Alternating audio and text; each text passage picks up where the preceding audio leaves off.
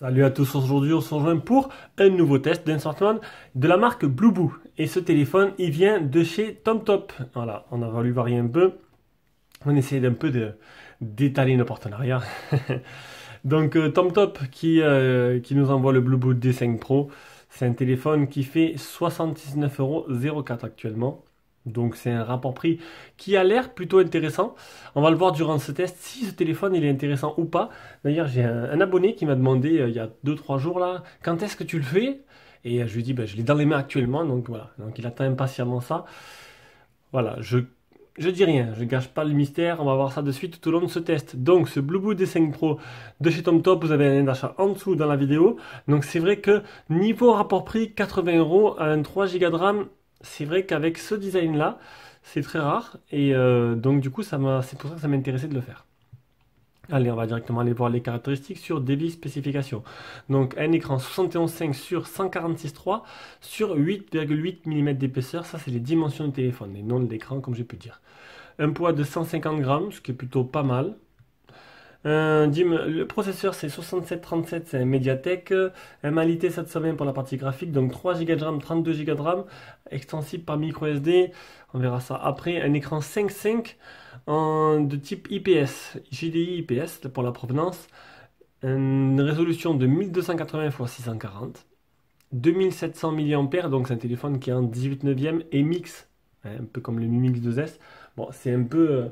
on va le prendre là, on va voir si j'ai pas trop de... Voilà, c'est un peu la même forme que le Lumix 2S, sauf qu'il y a un plus gros menton en bas, quoi. Après, ils n'ont pas le même moyen, quoi, non plus. Une batterie de 2700 mAh que je mesurais, je vous dirai vraiment si elle fait 2700. Et après, on va continuer voir un peu. Donc ça, on l'a vu.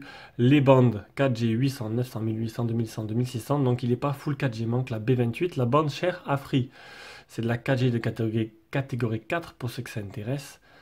On va continuer, on va aller voir l'appareil photo. Donc l'appareil photo c'est du Sony. Normalement, ah non, excusez-moi, du Dome Division à l'arrière. Il n'y a pas l'ouverture et à l'avant du Sony. C'est bizarre, ils ont mis du Sony à l'avant et de l'Omnivision à l'arrière. J'aurais fait plutôt l'inverse. Une ouverture 2.8 pour la partie selfie. Voilà, donc je pense que c'est le tour, elle a été fait. Niveau caractéristiques et prix, c'est bon. On passe directement au design. Le design de l'appareil, et là vous l'aurez remarqué, ce téléphone, il reprend les traits directement des Xiaomi Mi Mix. Voilà, donc des bords très très fins en haut et en bas. C'est un mix mélangé avec un 18 neuvième. Voilà, il est en 18 neuvième. On a un menton très large en bas avec l'appareil photo ici. Il faudra tourner l'écran pour pouvoir prendre un selfie. Donc sur le côté, on a un bouton power, bouton volume plus moins. Le téléphone il est assez épais, pourtant la batterie n'est pas si grosse que ça. Voilà, donc bon, après c'est Blueboo, c'est du low cost. Ils ne peuvent pas non plus optimiser au maximum. En dessous, on a du micro USB, on n'a pas de type C, il ne faudra pas non plus demander trop. Le haut-parleur, à gauche ou à droite, on verra ça après. Ici, on a le tiroir SIM. Hop, je récupère le trombone.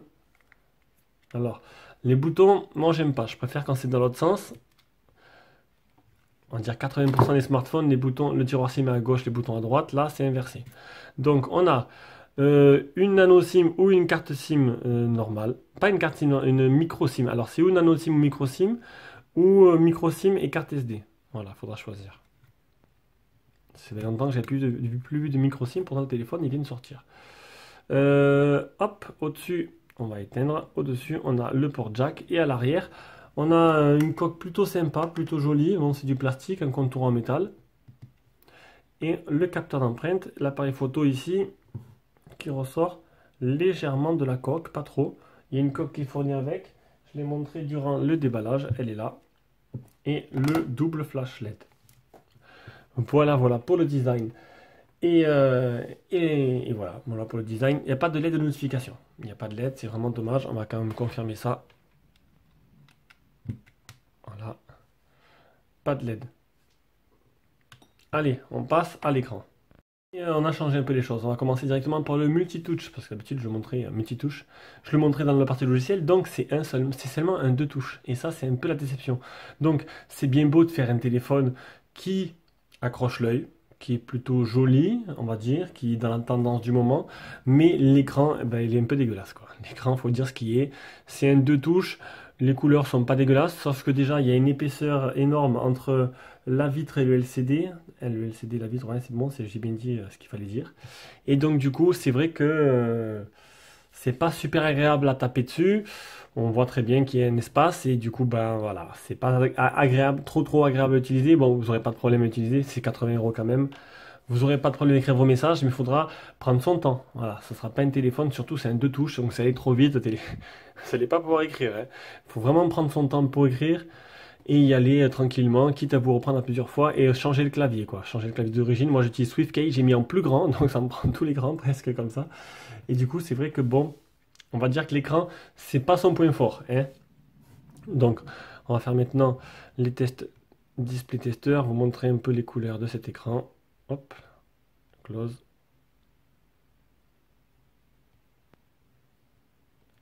On va y arriver. Donc on peut voir que les boutons sur l'écran aussi, bon, ils peuvent être cachés, hein, mais bon, généralement je ne les cache pas.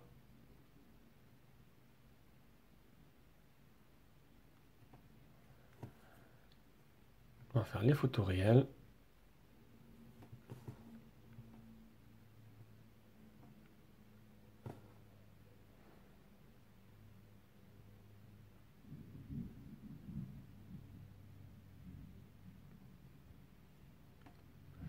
Donc sur l'écran, il y a un film de posé. Il n'y a pas noté s'il avait un traitement Gorilla Glass. J'ai oublié même de regarder. On va prendre le temps d'aller voir vite fait. Display, on redescend là. Ah, il y a un Gorilla Glass 4. Gorilla Glass 4, c'est plutôt pas mal. C'est pas la dernière solution, c'est le 5 la dernière solution, mais le 4 déjà, c'est vraiment bien. Donc il y a une protection supplémentaire. Ça, c'est plutôt bien en cas de chute. Ah, il a compris, ok Google.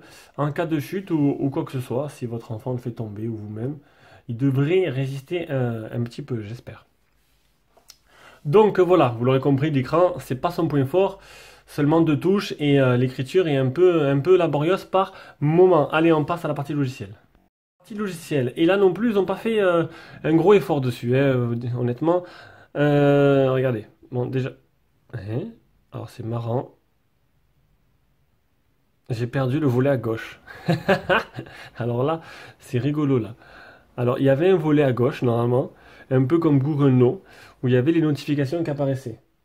Je ne me suis pas trompé de téléphone, c'était bien lui, et là, il n'y est pas. Donc, du coup, je ne sais pas où il est passé, je ne sais pas pourquoi il n'y est plus. Allez, bon, passons. Pourtant, je crois que dans le déballage, je l'avais fait. Donc, c'est Google No tout simple, hein, il n'y a aucune surcouche, rien, c'est stock. Il y en a qui adorent stock. Moi, je n'aime pas stock parce que c'est moche. C'est moche, vous allez voir les paramètres aussi. Voilà, les paramètres, c'est au plus simple.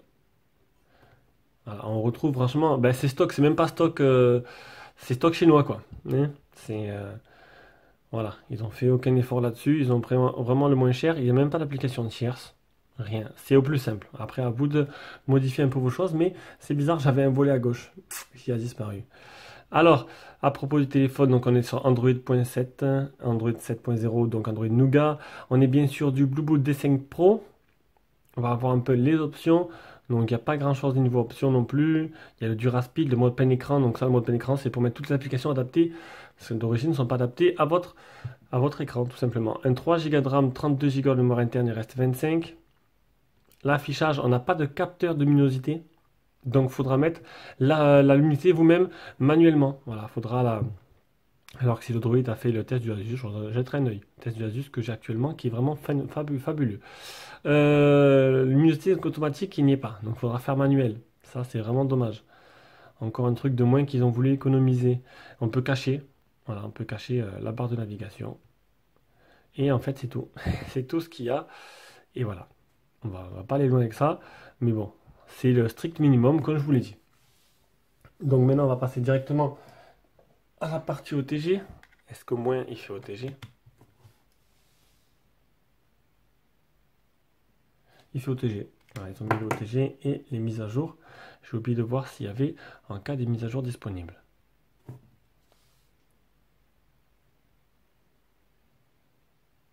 Ah, ça cherche, ça cherche. Non, votre appareil est à jour. Tant pis, ce sera pour la prochaine fois peut-être. Allez, on va aller voir un peu les captures d'écran que j'ai prises. On commence de la meilleure des façons avec le problème avec certaines applications qui ne sont pas compatibles avec le téléphone. Donc Instagram. Instagram, votre version n'est pas compatible avec cet appareil. C'est dommage. Bon, après, vous pouvez l'installer facilement. Et regardez, hop, Voilà, Instagram, il est ici, il marche très bien. Et du coup, je l'ai mis en APK, tout simplement, avec depuis APK pur. Allez, on continue. Ah, PC Mark aussi. Bon, PC Mark, pareil, n'est pas compatible, mais j'ai pu quand même l'installer avec APK pur et faire les tests de PC Mark. Ça, c'est vitesse d'écriture et de lecture de la RAM et de la mémoire interne, pour ceux que ça intéresse. Alors là, sur Devis Info, on a autre chose. On a un appareil photo Samsung apparemment à l'arrière et un Omnivision à l'avant. Donc ça, c'est pas du tout ce qu'a annoncé Devis Spécification. Donc je sais pas trop qui croire. Le Google Wi-Fi modular qui est supporté, les scores Geekbench qui lui a bien marché, deux scores Geekbench. Il n'y a pas de malware, ça c'est vraiment bien. Ça, le multitouche, on l'a vu, j'y vais doucement. Le 13 test, bon, il n'a pas trop marché. On va dire que la batterie est toujours restée à 25 degrés, c'est qu'il n'a pas fonctionné. PUBG qui tourne en position basse, ça m'étonne pas, c'est normal. MyCanal et Netflix qui marchent correctement. Et le Geekbench de batterie 1313. Ça, c'est pour le GPS, on va le faire maintenant. Le GPS, alors le GPS, j'étais sceptique, hein. 10 trouvé, 10 fixé sur 11 et 7 mètres, j'étais sceptique, je l'ai utilisé. Bon, j'habite pas dans une grande ville avec plein d'embranchures, donc du coup, je... bon, il a fonctionné correctement. Maintenant, peut-être dans des grandes villes, ça devrait peut-être poser problème, je sais pas. 2674 le PC Mark et le test de batterie, on verra ça après. Voilà, donc maintenant on va passer au jeu et on commence par Rayman. On commence par Rayman. Oh là, si j'enlève le son.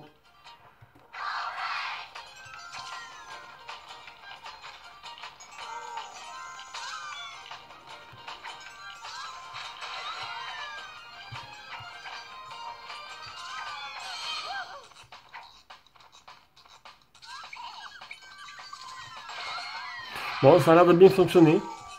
Même s'il y a des micro des fois ralentissements, c'est plutôt correct. Donc là-dessus, c'est bien. On va maintenant essayer un jeu lourd. On va tester PUBG. Il faudrait que j'arrive hop, à fermer le jeu et on va tester PUBG de suite. Allez, on se lance dans le grand bain. Donc, graphiquement, ben, ça tourne au niveau bas. Il ne faudra pas s'attendre à des miracles. Malheureusement, j'ai été parachuté. Oh, ça va, c'est pas loin de. Ah, non, pas du tout en fait. La carte, elle est. Hein. Ah, je suis carrément à l'extérieur de la carte. Ça, c'est marrant.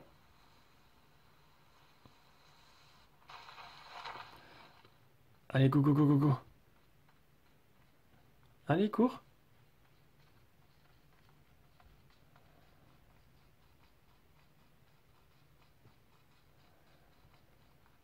Ça lag un peu, hein.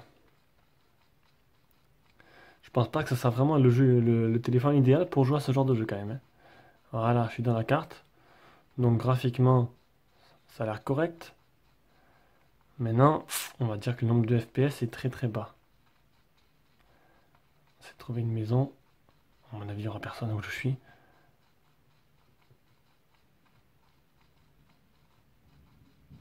Bon, faudra pas s'attendre à des miracles pour jouer à ce jeu.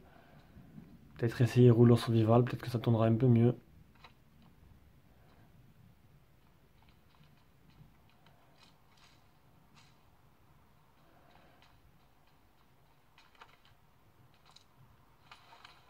Allez hop. Ouais, pas mal de lag. Bon, vous avez vu, ce sera pas le téléphone idéal pour jouer à ce type de jeu. Allez, on va directement passer à la suite et avec l'appareil photo. Logiciel photo, pareil, hein, on a le... Ça faisait longtemps que je l'avais pas vu ce logiciel photo. Vraiment un has-been quoi, à l'ancienne. Alors, flash, changer d'objectif, le mode HDR, le mode de beauté, le mode normal, le mode panorama, les options à l'ancienne comme d'hab. Donc taille de l'image 2 mégapixels. Donc est-ce que c'est du Sony? Est-ce que c'est du Samsung à l'arrière? J'en sais rien. On a deux sons de cloche différents. Tout ce que je peux vous dire, c'est qu'on va maintenant regarder les photos et on verra après ce que ça donne.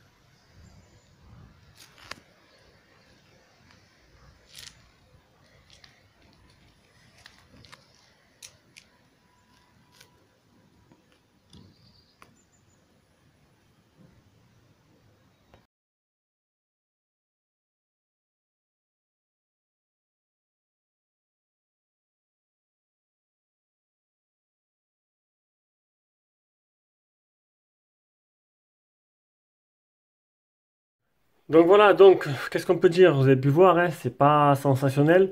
Donc dans de bonnes conditions, on arrive à faire des trucs à peu près corrects. Ah, de nuit, c'est mort, hein, le flash, il sert complètement à rien.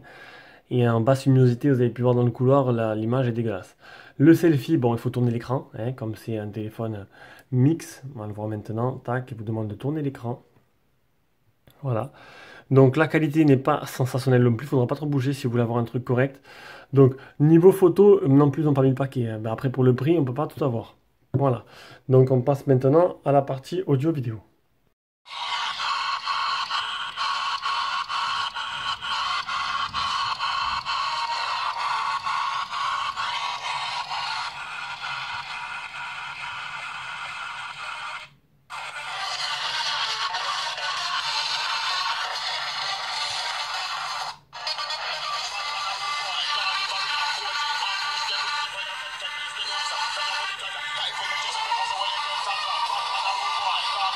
Bon, ça, c'est pas extraordinaire, hein. Il n'y a rien de sensationnel là-dedans. On va juste voir que le port jack fonctionne correctement.